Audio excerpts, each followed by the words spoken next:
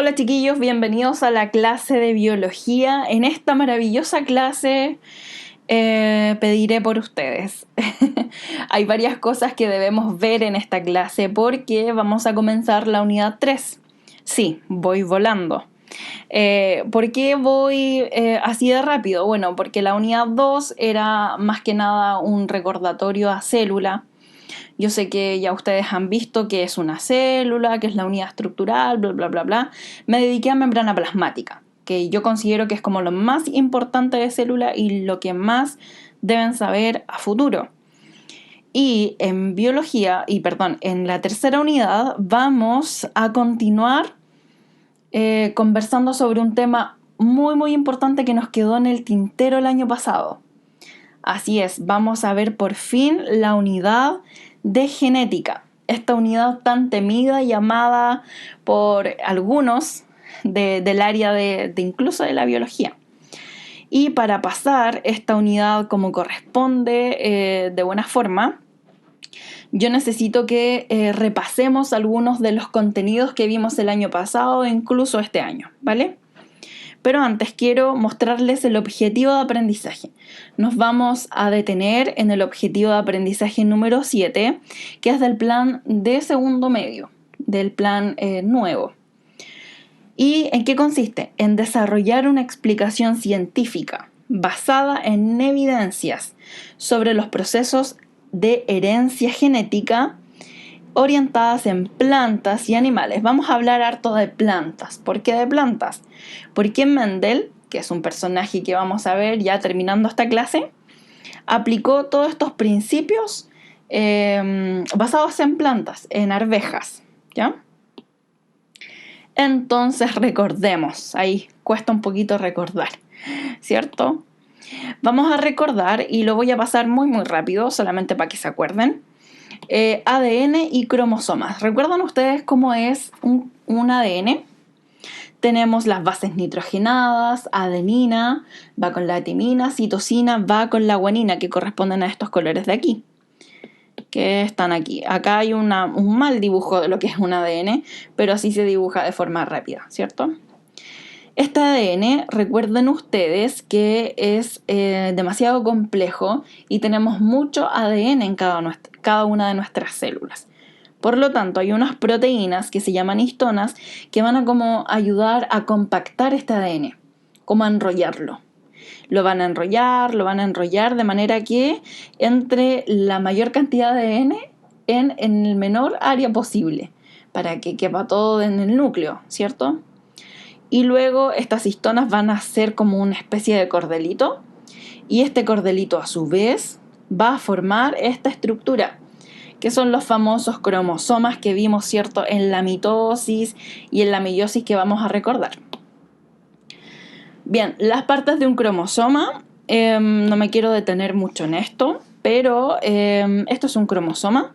Acá hay una cromátida, centrómero y el telómero.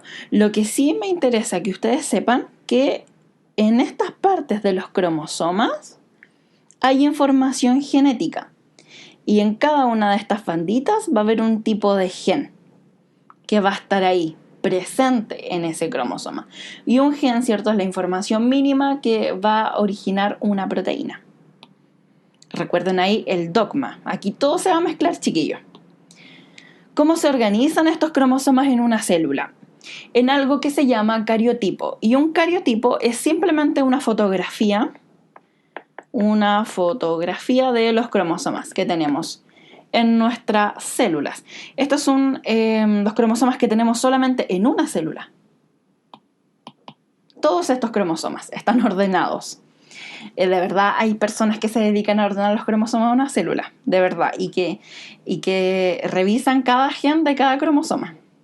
Por eso está súper identificado el genoma humano. Si uno quiere, por ejemplo, uno se saca un óvulo o un espermatozoide y uno quiere modificar genéticamente ese cromosoma de tal número, por ejemplo, el cromosoma 5 es el cromosoma de mi color de ojos. Entonces, mis hijos, yo quiero que tengan el color verde. Y se modifica y ya está. O sea, el genoma humano está súper, súper identificado, cada gen. Ya, me fui para otro lado. Entonces, tenemos que el cariotipo es una foto, ¿cierto? Y las células somáticas son todas las células de nuestro cuerpo menos las sexuales. Entonces, las células somáticas están formadas por 46 cromosomas, organizados en 23 pares homólogos, ¿cierto? Acá hay dos, no se nota mucho, pero aquí hay uno, aquí hay otro, aquí hay otro, aquí hay otro. Entonces, este es un par de cromosomas. Acá hay otro. Entonces, en total son 43 y son 22 pares. Y un cromosoma es el sexual. Un par de cromosomas es el sexual. De manera que en los cromosomas sexuales, los cromosomas XX van a corresponder a las mujeres. Y el cromosoma XY, el par de cromosomas XY, va a corresponder a un varón. Aquí está. Entonces, este cariotipo corresponde a un hombre o a una mujer. A un hombre, ¿verdad? Porque aquí está identificado el cromosoma Y. Solamente un cromosoma nos separa, ¿cierto? Solamente un cromosoma. Lo demás somos todos igual. Bien, ¿qué debemos recordar también? ¿Recuerdan ustedes la meiosis? La meiosis, recuerdan que vimos dos tipos de división celular el año pasado, que es la mitosis y también vimos la meiosis. En la mitosis solamente hay una división celular. Una división celular. Y en la meiosis estaba la meiosis 1 y también estaba la meiosis 2. Son dos divisiones.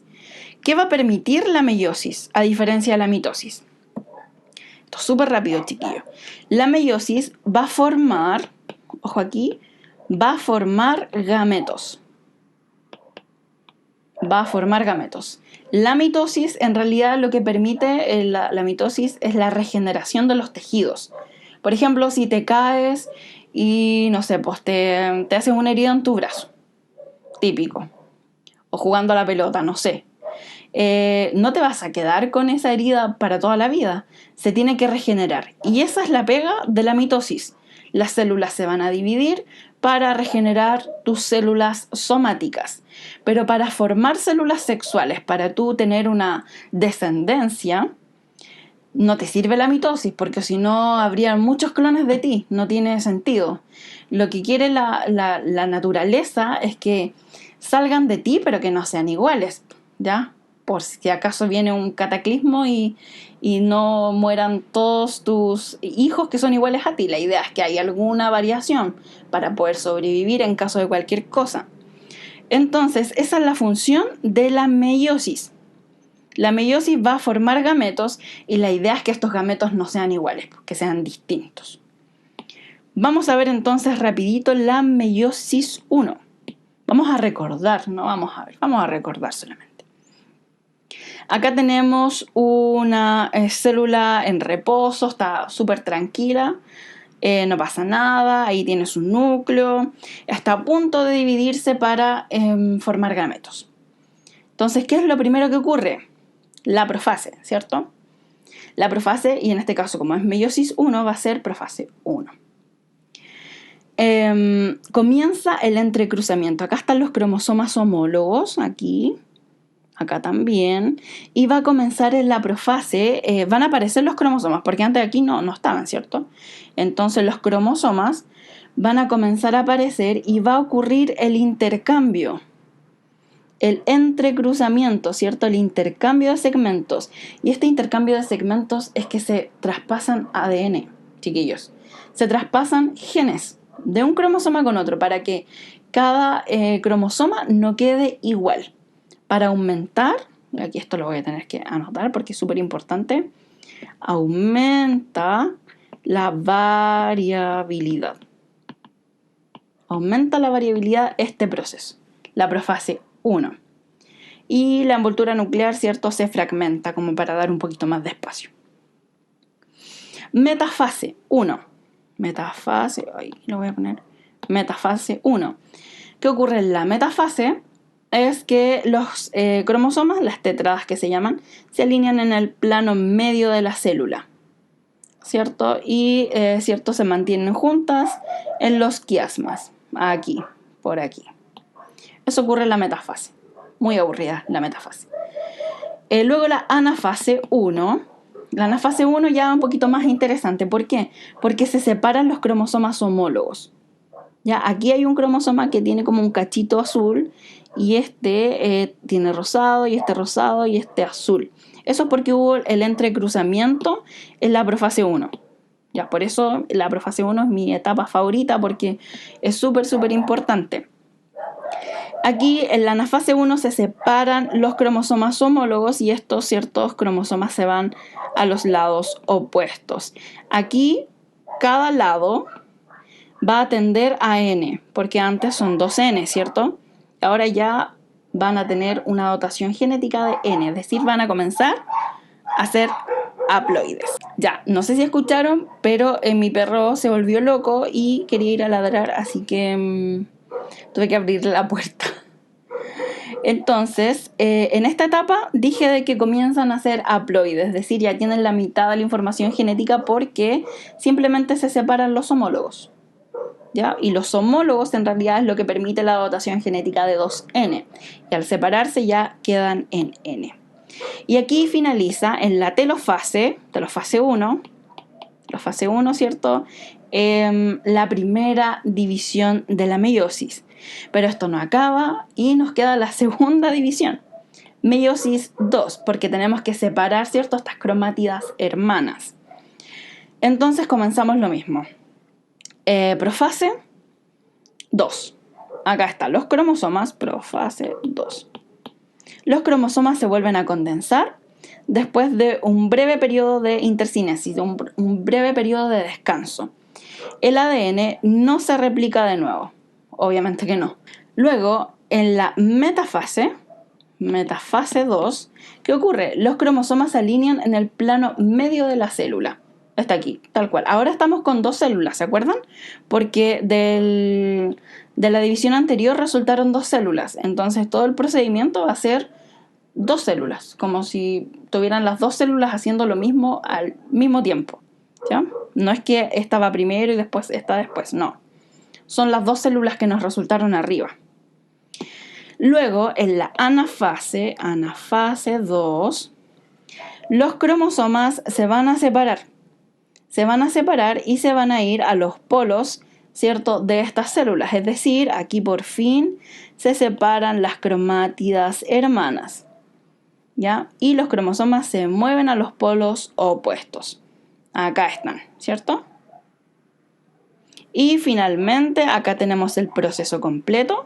Van a resultar 4 células con la mitad de la información genética y si se fijan, todas distintas entre sí. Esta es distinta con esta, con esa, con esa.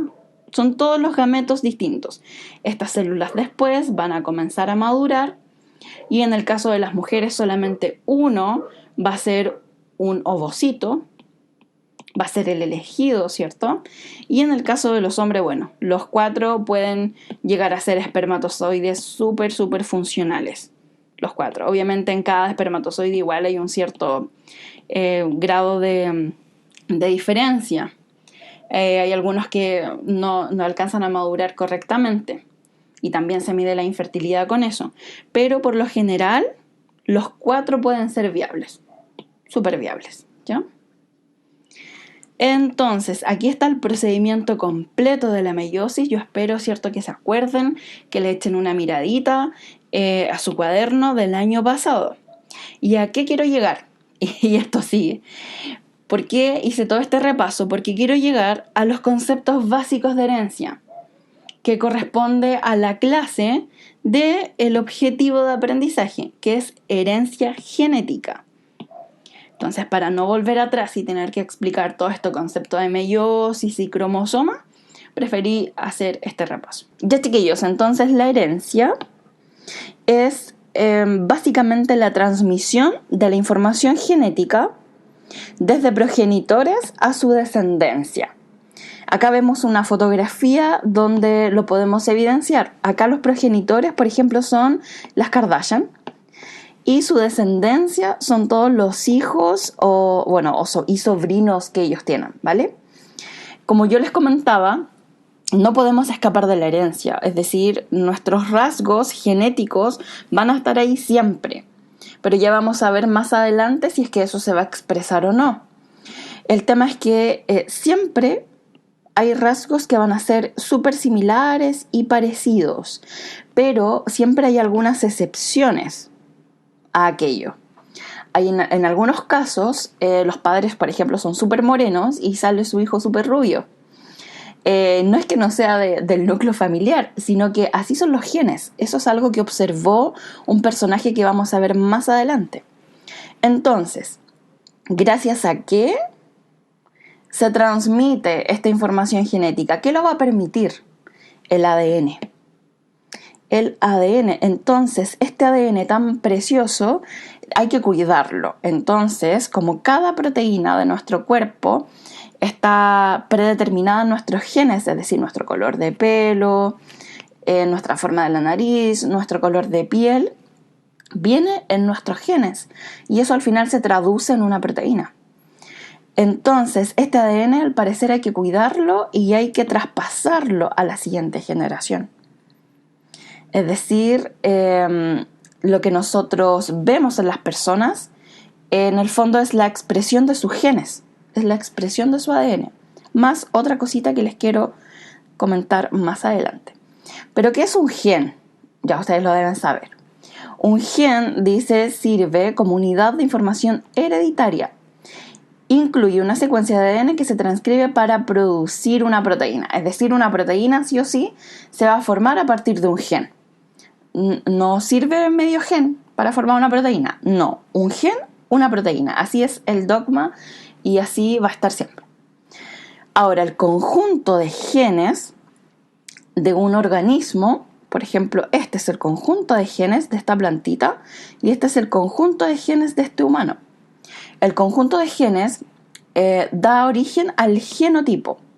El genotipo humano está súper estudiado, prácticamente ya nos tienen totalmente codificados cada uno de nuestros genes. Pero eso no es todo. Hay una interacción que nosotros tenemos con el ambiente. Con el ambiente, nosotros también nos desarrollamos en el ambiente, interactuamos con no sé, pues con el sol, interactuamos con las demás personas y eso hace que dé lugar a otro concepto importante que es el fenotipo. El fenotipo es el genotipo más el ambiente. Por ejemplo, imagínate que tu genotipo, que en tu ADN va que tú tienes que tener una piel muy muy clarita, ¿ya? Pero toda tu vida has vivido, no sé, en una zona que es súper soleada, en el norte de Chile. Y más encima te dedicas a hacer un trabajo al aire libre. ¿Cómo va a ser tu fenotipo? Es decir, ¿cómo va a ser lo que se observa de ti? ¿Va a ser la copia de tu genotipo? ¿O va a estar mezclado con el ambiente? Es probable que tu piel no sea clara. ¿Por qué? Porque el ambiente, ¿cierto?, va a producir de que, no sé, pues que el ambiente te va a colocar un poquito más moreno, pese a que tu genotipo dice que tú eres blanco. Entonces, el genotipo más el ambiente forma el fenotipo, que es lo que nosotros observamos de las personas, ¿ya? Lo que observamos a simple vista.